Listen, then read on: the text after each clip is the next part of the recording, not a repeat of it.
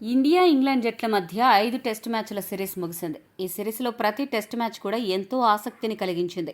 మరొక ముఖ్యమైన విషయం ఏంటంటే ఇరు జట్ల ఆటగాళ్లు కూడా నువ్వా నేనా అన్నట్లు ఆడడానికి పోటీ పడ్డారు.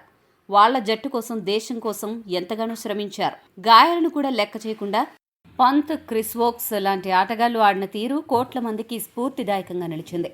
అయితే ఈ సిరీస్ ముగిశాక ఒక ఆసక్తికరమైన విషయం చర్చకు వచ్చింది. అదే ఇప్పుడు చాలా మంది అభిమానులను ఒక రకమైన ఆలోచనలో పడేస్తోంది. ఈ టెస్ట్ సిరీస్లో ఇంగ్లాండ్ చేసిన పని రాబోయే టెస్ట్ సిరీస్లో ఇండియా, ఆస్ట్రేలియా కూడా చేయాలని అభిమానులు డిమాండ్ చేస్తున్నారు. అదేంటో ఇప్పుడు మనం చూద్దాం.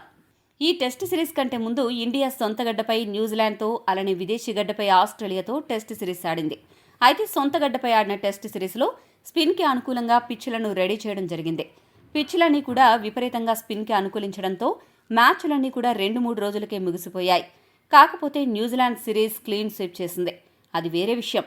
కానీ పిచ్లు మరీ ఎక్కువ స్పిన్ ఫ్రెండ్లీ అవడంతో బ్యాటర్లు బ్యాటింగ్ చేయలేక తిప్పలు పడ్డారు. దీంతో మ్యాచ్లన్నీ 5 రోజులు జరగకుండా త్వరగా అయిపోయాయి.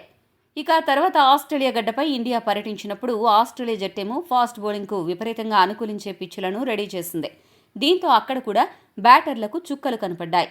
దీంతో మ్యాచ్లన్నీ 2.5 రోజులు లేదా అతి కష్టం మీద 3 రోజుల్లో అయిపోయాయి.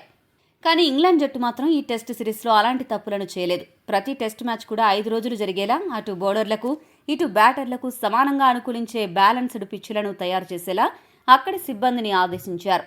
అదే సమయంలో అక్కడ మైదాన సిబ్బంది కూడా అత్యుత్తమ పిచ్లను రెడీ చేసి టెస్ట్ మ్యాచ్ల్లో ఆసక్తిని మరింత పెంచేలా చేయగలిగారు. ఈ టెస్ట్ సిరీస్లో ఒక మ్యాచ్ డ్రావగా మిగతా 4 మ్యాచ్ల్లో కూడా ఫలితం తేలింది. అది కూడా మ్యాచ్లన్నీ 5వ రోజు వరకు జరిగి ఫలితాలొచ్చాయి. అందుకే చాలా కాలం తర్వాత ఈ సిరీస్లో అసలైన టెస్ట్ మజాను అభిమానులు ఆస్వాదించగలిగారు. చాలా రోజుల తర్వాత ఎంతో మంది అభిమానులకు ఒక టెస్ట్ మ్యాచ్ చూసిన ఫీలింగ్ కలిగింది. టెస్ట్ మ్యాచ్ 5 రోజులు సాగితే ఎంత అందంగా, ఉద్వేగంగా ఉంటుందో తెలిసొచ్చింది. ఈ విషయాలను దృష్టిలో పెట్టుకుని ఇంగ్లాండ్ నుండి స్ఫూర్తి పొంది రాబోయే రోజులలో జరగబోయే సిరీస్లలో ఇండియా, అలానే ఆస్ట్రేలియా లాంటి పెద్ద జట్లు మిగతా చిన్న జట్లకు స్ఫూర్తిదాయకంగా ఉండేలా టెస్ట్ మ్యాచ్లు 5 రోజులు జరిగేలా పిచ్లను రెడీ చేసుకుంటే బాగుంటుంది. అలా చేయడం వల్ల టెస్ట్ మ్యాచ్ కూడా 10 కాలాల పాటు చల్లగా ఉంటుంది. చూసే అభిమానులకు కూడా ఎంతో ఆసక్తిని కలిగిస్తుంది. టెస్ట్ మ్యాచ్లు ఉన్న అందాన్ని ప్రతి ఒక్కరూ ఆస్వాదించగలుగుతారు. మరి ఆ దిశగా ఈ 2 పెద్ద జట్లు అడుగులు వేస్తాయో లేదో వేచి చూడాలి.